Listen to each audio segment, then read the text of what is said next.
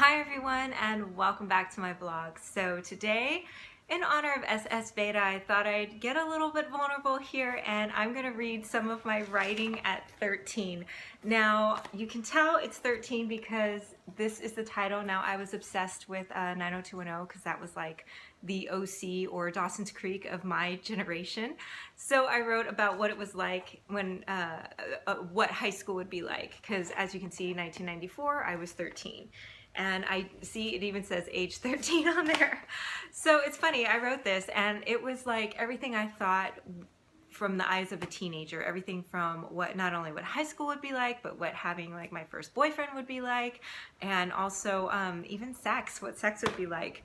In fact, I think I will read for you the sex scene first, the very first sex scene I ever wrote. Now, keep in mind, this is me at 13. This is not my writing now, and even when I was looking through it, I thought, oh man, this is really bad. And I could tell then how far I've come. And as you can see, I hand wrote everything in this notebook. You can see chapter 1, you can even see like little kid, it even looks like, you know, young writing chapter 2. Every Friday night, or not just Friday night, but just the weekends, I was grounded a lot because I got in trouble a lot as a kid. And I just would take to a pen and paper and sit down and write because, you know, what else was there to do? There was no internet back then, or at least I didn't have it. And I didn't even have, obviously I didn't have a computer if I was handwriting everything. So I just took to writing. So without further ado, let's read my very first sex scene, see if it still holds up. You tell me, leave in the comments below if it holds up for you. Let's see, where can I start off? Jason pulled his car in the driveway and opened the front door. They walked into his house and Jason said, "We could sit down on the couch and watch TV."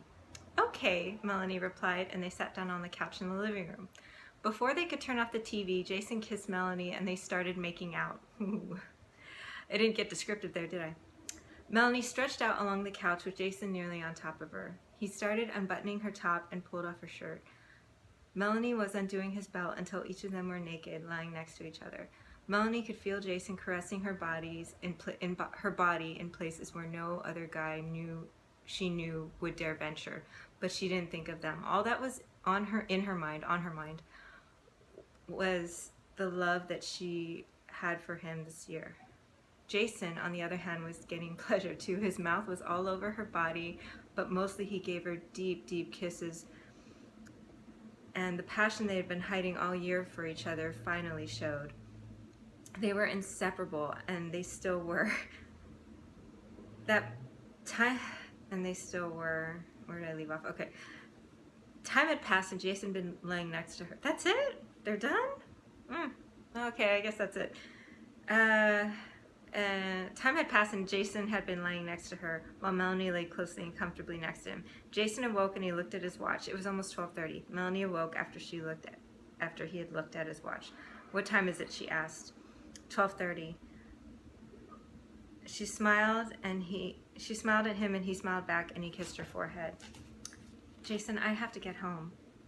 They both put on their clothes and left for Melanie's house. Jason gave her one last kiss goodnight and she went inside. Darn, I thought it was a little saucier than that, but you know. This is actually the first one I wrote. I have, let's see, and then this is a different one too. This is one, I think that was probably when I was 15. And then I have 2 more in between these 2. So pretty much every summer I would go and when I'd stay at my grandmother's house, I would write because I had a bunch of cousins that stayed in the house with me and I had no privacy, so I would take a notebook and go outside and write. Or I'd take a journal, which I did find some of my old journals too. Not that I'll read them to you, but I'll show them to you in another video. So this is the second book.